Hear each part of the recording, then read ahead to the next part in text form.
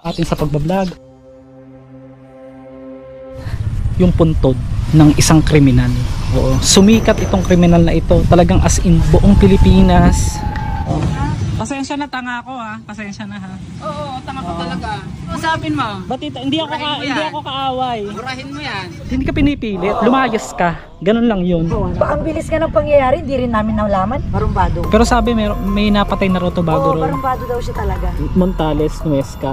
Ito po yung pumatay na walang awang. Pata na tumistigo, bagaman sabi ni Sinas wala namang nananakot sa mga ito. Isang pulis. Naihatid na sa kanilang huling tagpuan. Nakaitim silang t-shirt na may panawagang hustisya para sa... Oo, di ba alagad ng batas, pero ang ginawa niya is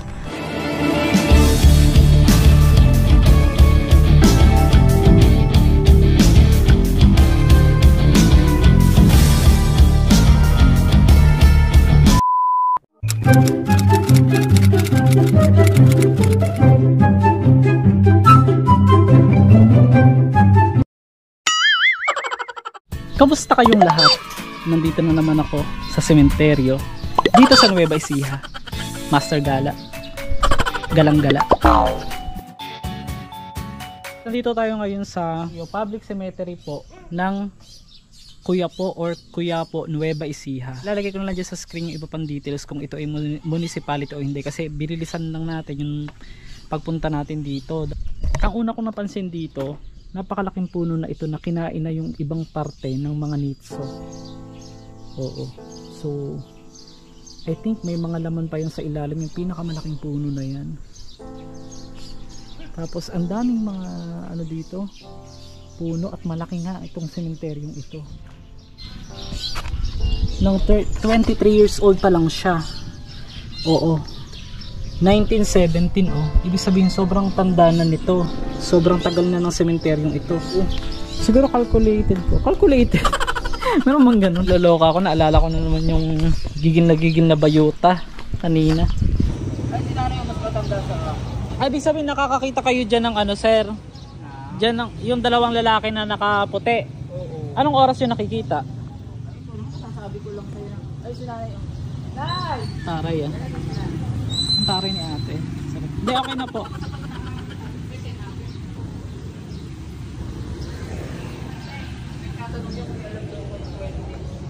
Oo.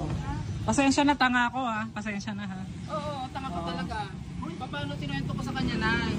Sabi ko, may... Hindi ko lang po kasi narinig kasi ginagamit ko sa cellphone. Di ba? Sabi ko sa'yo. Eh, ba't Papasok ka sa organisasyon. pinagsabihin niya kasi akong tanga?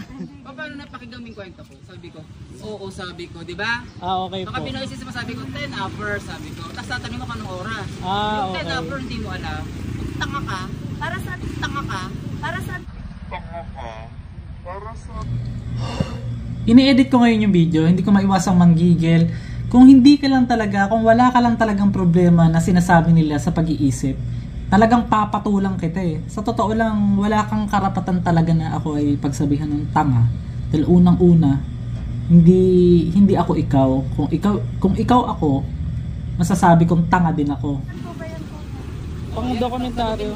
Ba't galit na galit ka? Relax lang.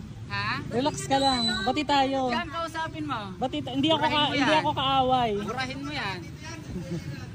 Hindi ako kaaway. Gusto mo ba? Ano naman, oh? Hindi ako nakikipag-away. Burahin mo yan. Ba't sa akin ka nakatutok ang video? Sa kanila ako naka-video. O, sa kanila. Ay! Sa kanila daw naka-video. Sa akin parang... Nakaharap dito. Ano ka ba? Relax ka lang. Relax yun ka sa akin para utusan mo ako. Sino ka naman para pagsabihin ako ng tanga?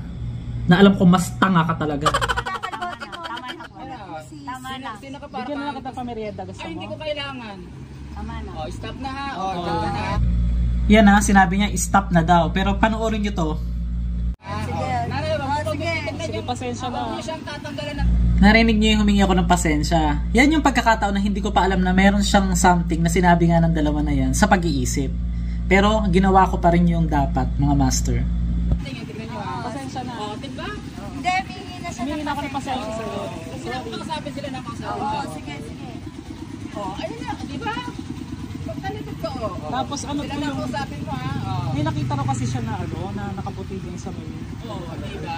Sabi ko. Nung pagkakataon na yan, tumigil na ako, hindi ko na siya kinausap, pero siya pa rin, ganun pa rin siya ng ganun. As in, talagang hindi ko na binidyo yung iba kasi syempre nakahalata din yan na nagbibidyo ako. Nakakagigil na, pinipigil ko pa rin, pero nung nalaman ko... Oo. Ano ba yun? Gumagamit ba yan? May? Oo. Psychopath, gano'n? Okay lang. Naintindihan mo naman. Kasi hindi naman ako mapapatol basta-basta pagka. Kasi naka-video naman yun. Pag may ginawa siya, naka-video siya, di ba? Ang taray. Ay, mga kamaster na taray, medyo mataray siya. anong meron ba kayo yung soft drinks? Makainom nga muna. Gigil na gigil si ate. Pinagsabihan na agad ako na tanga, hindi ba pwedeng magkamali? Siyempre, hindi ko lang kasi dinasabi sa kanya pagkakamali ko din. Dapat ay nag-ano din ako sa kanya na kasi parang pinapaulit ko kasi yung sinabi ko, kunyari hindi ko masyado na-gets para ma-video ko din, may ano ko sa content. Kaya lang nauna yung ano niya, nauna yung inis niya kasi nga may problema sa pag-iisip. Pero parang may angulo din yung mabilis kang mainis. Ano yun may parang something yun na kailangan mong ipaano sa psychologist para maiwasan. Depende kasi sa tao meron talagang taong pinanganak na ganun, pero yung iba naman nakukuha sa paligid. Ano bang meron sa sementeryo na to? Mga kakaibang puntod. Ay, may crack na to may naman pa kaya yan? Ito naman isang buong pamilya puro Chavez ang apelido. Sinasabi ko nung nakaraan na change content, isa na ito sa mga huling sementeryo na pupuntahan natin muna. Although yung ibang life story sa sementeryo, yung mga ganun, pero yung mag-iikot-ikot na, minsan kasi parang hindi na rin natin masyadong ma-point natin kung bakit natin ito ginagawa. Kumbaga, nasabi ko naman lahat, nasabi ko na ang sementeryo hindi naman dapat katakutan, kundi papahalagahan talaga dahil nga dito nakatira yung mga mahal natin sa buhay. Pero yung sasabihin mo na laging sementeryo na lang, kayo, nasa sa inyo naman yan kung hindi nyo nasusuportahan. Pero ako, hiling ko pa rin, kahit hindi na sementeryo o madalas sa sementeryo, mag-focus tayo sa mga caves, sa mga beach, ay suportahan ninyo, panoorin po ninyo, tsaka sa mga historical places. Kasi nandyan na tayo mga master Tulungan nyo akong abutin ng 1 milyon. Kapag naabot ko to this year, ito maipapangako ko sa inyo, hindi na po ako magbabago ng content talaga, or let's say mag-iikot pa rin tayo sa buong sementeryo ng Pilipinas. Kailangan pa natin ng mga story, mahirap maghanap ng story. Ito may rest cemetery, may binatog, may bulaklak, may Milo. Tapos yung iba nagko-comment na puro raw ako daldal. Natural vlog ko to. Natural. Huwag kang manood, hindi ka pinipilit, lumayas ka, ganun lang yun. Hindi kita kailangan, pinapa-high blood mo ako Charot. Hindi, alam nyo naman na ito na yung content natin ito na ako take it or leave it. Ito ako, lumayas ka kung hindi mo gustong panoorin yung mga video ko. Hindi kita kailangan sa buhay ko.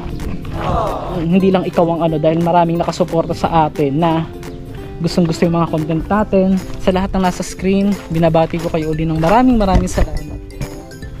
So wala na tayong maikot dito dahil dulo na itong bahagi, at medyo may pagka-social na rito, private, kahit maraming kambing.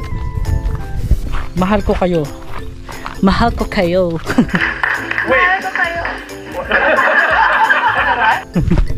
Hindi, syempre ito na yung natin pinaka-content natin. Yung nga lang, magkakaroon ng konting pagbabago. A few moments later. Init ang ulo ng bakla. So mga master, sabi sa akin ng nagbabantay doon na may problema raw sa pag-iisip. Yung mainit yung ating intro kanina. Oo, grabe. Pinanganak siya noong 1871. Pasensya na kasi talagang malimit lang ako makapag-shoutout kasi alam nyo naman, all around tayo. Pagkain dito, iba-ibang pagkain. May burger, may kanin, may saging. Minsan nakakatulong din yung paglalagay ng ganito. Although, alam naman din natin na syempre, yung pagmamove on natin sa nang walang mahal natin sa buhay.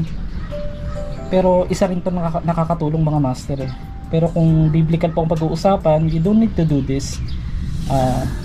Maging panatag ka na lang dahil alam naman natin na nasa piling na ng Panginoon ang espiritu ng iyong minamahal sa buhay. So kasi yun. Kasi nung nagtatrabaho ako sa SM mga kamaster as customer service clerk, bago ko ma-promote ng ganun ay naging gift wrapping clerk ako o tagabalot ng mga regalo. Sa lahat po ng ano ng SM, shoutout po sa inyo kasi nanggaling ako dyan before at natutunan ko dyan kay Sir Glenn. Sabi sa akin, si Sir Earl, sabi niya, lagi ko naaalala yun na kapag may mga nangyaring ganong insidente tulad ng mga ganon na magulo, mabilis kang mag-move on. Yung mood mo, kailangan, doon ako natuto na ganun eh, hindi ko siya dinidibdib, hindi ko siya, kasi tatanda ka mga master pagka nai-stress ka sa mga ganung bagay. Wala naman pala sa tamang pag-iisip di umano ang shooting na yon. At pinabatayan ko nga yung motor, sabi ko pakitignan po yung motor, sabi ko dun sa kanila baka kasi pagtripan. Pero hindi natin papatulan, syempre nakakaawa din. Sabi nila diba love your enemy, isa sa pinakamahirap na bagay yon. Pero ginagawa natin sa pagka ang kaaway mo nagutom, pakainin mo. Pagka nauuhaw siya, painumin mo. So hindi pa siya nauuhaw, hindi pa siya nagugutom, inaalok natin siya ng pagkain nang nasa puso natin. Kasi alam naman natin na may pinagdadaanan yung mga ganyang tao at hindi dapat i-bash or hindi dapat, kasi wala naman sila sa tamang pag-iisip, di ba? Intindihin na lang natin. Alam niyo naman yung mga ahas naglalabasan ngayon pag mainit ang panahon.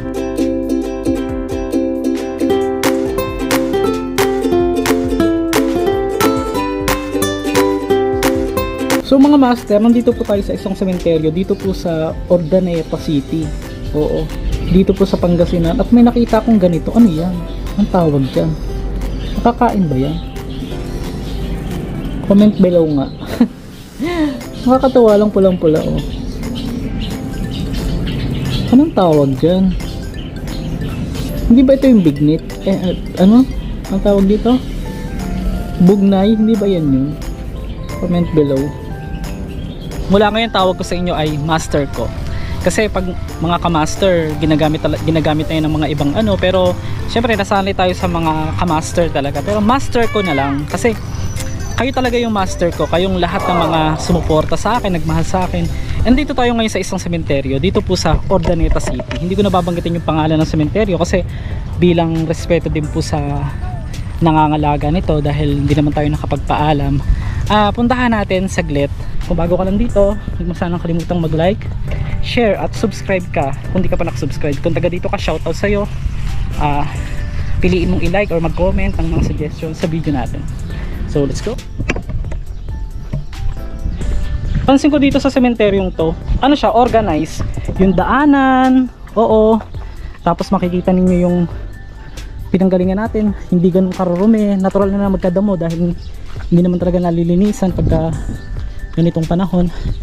Pero abangan nyo yung special vlog natin bago pagtungtong ng Bearmans, yung isang sinumpang sementeryo. Bakit ba sinumpa yung sementeryo? Abangan nyo. Siguro kung di na ako makapaghintay, i-upload ko na talaga. At kung sino may mag-share nito, mag-like, mag-comment, at dumami views nito, umabot ng at least 300,000 or more, ay i-upload natin to within this week. Yung sinasabi kong sumpa o sinumpang sementeryo. Kaya yung mga master, next time ang twist natin sa content, maghahanap tayo ng isang safe na sementeryo at mag-overnight tayo doon. Maglalagay ako ng mga 5 camera na sabay-sabay nagre-record sa bawat angulo para maisaksak sa pagmumukha ng mga basher na yan na hindi mo dapat pasalamatan. Oo, sabi nila pasalamatan mo, may basher ka. Choice nila yan. hindi ko sila choice, ako yung chinoice, pinili nila na i-bash, kaya hindi ko sila pasasalamatan. Kundi alam na kung paano. Dati nagpasalamat ako sa kanila, di ba? Ngayon papasalamatan ko yung sarili ko kasi kinakaya ko sila, at pasasalamatan ko kayo kasi kayo yung lakas ng loob ko, kayo yung nagpapatuloy sa akin, hindi sa sarili ko lang. Syempre una sa Panginoon yung lakas ng loob na ibinigay niya sa atin sa pagbablog.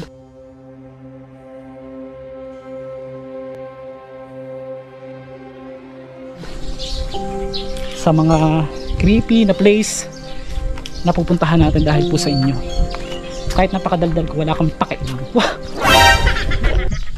Charis. Kasama pa rin natin ng ating ano. Pinakabitan ko siya ng ilaw. Kasi ang naging problema ay malambot dito, yung uyug-yug siya. So pasensya na kayo mga master, wala tayong masyadong alam na kababalaghang kwento dito dahil nga wala tayong naabutang mga tao at yung iba naman natutulog.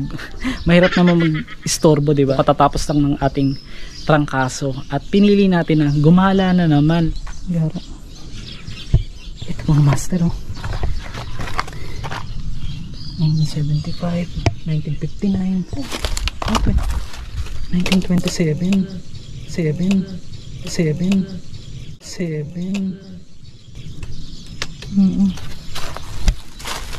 Ito 90 years old, namatay si Petrona Domingo. Go.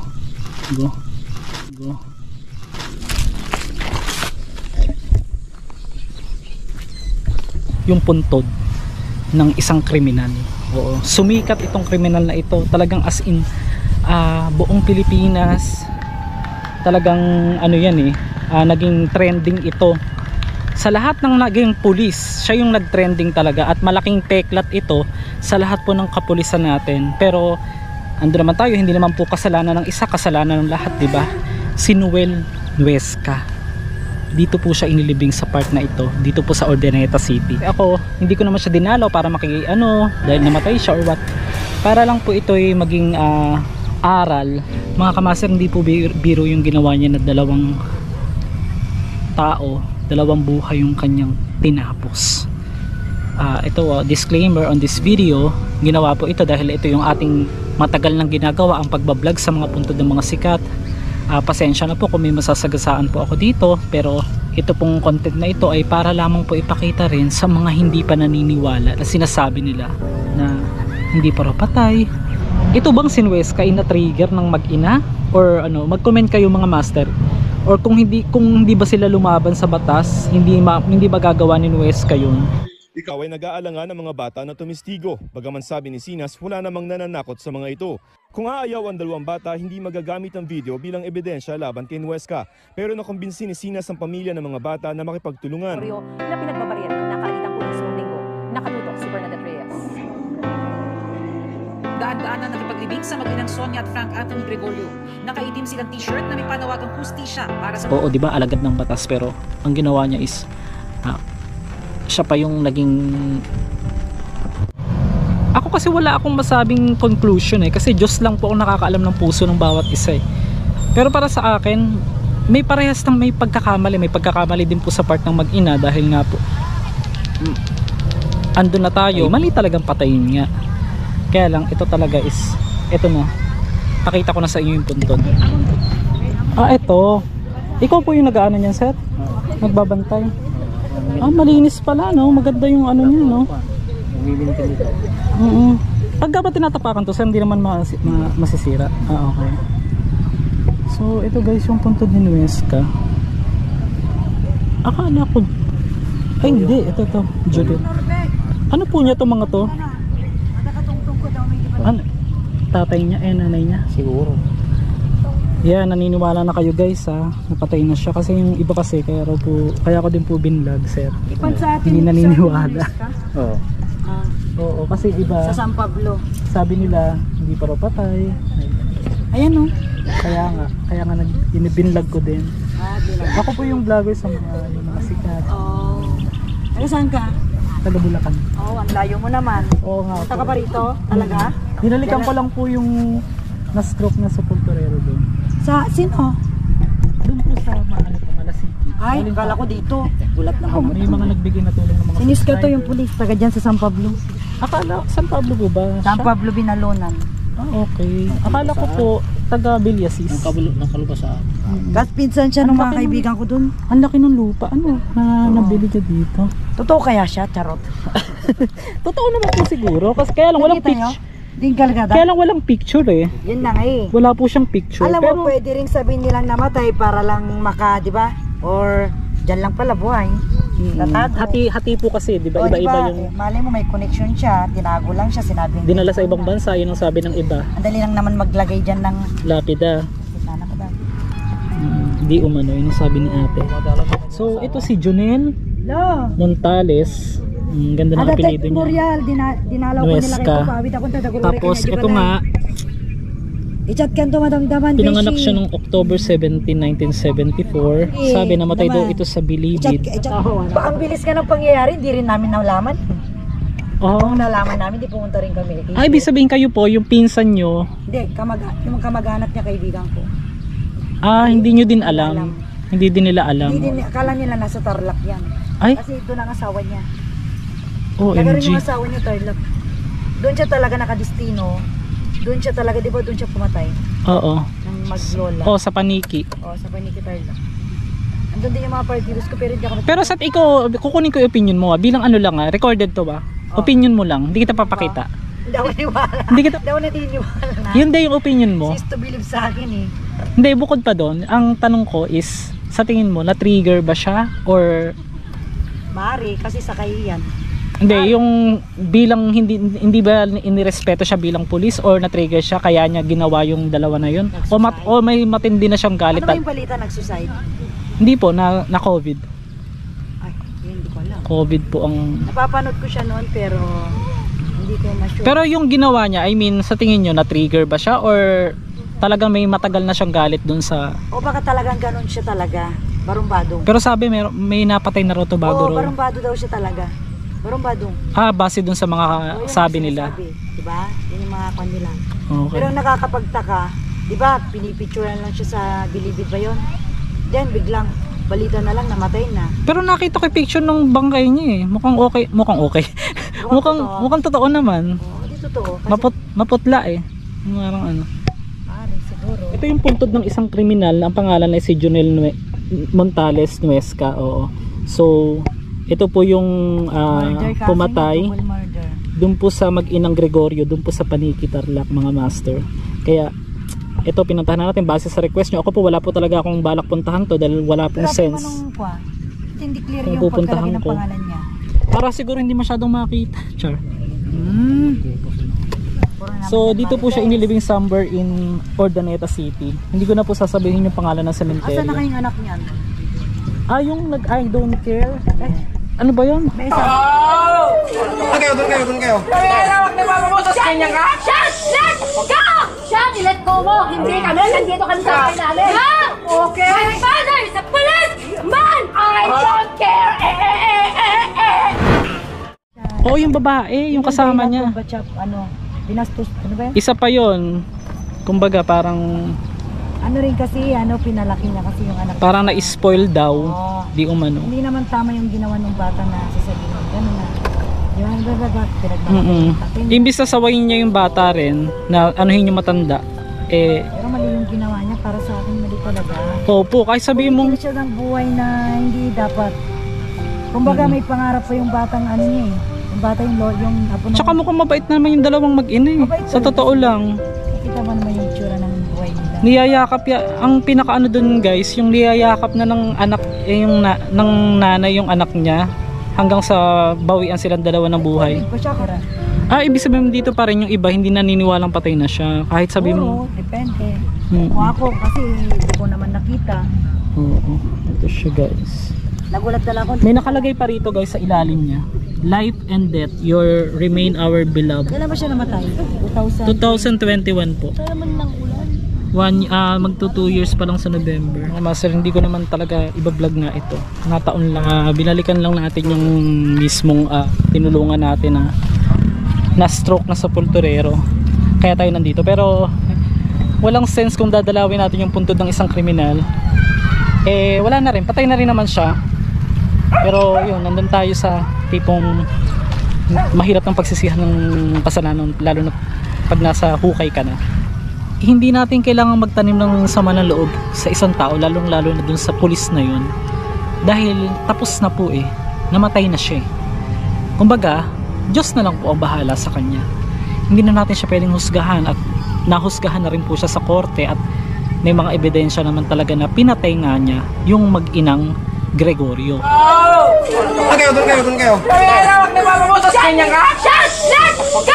Shut! I-let go mo! Hindi kami! Nandito kami sa bahay namin!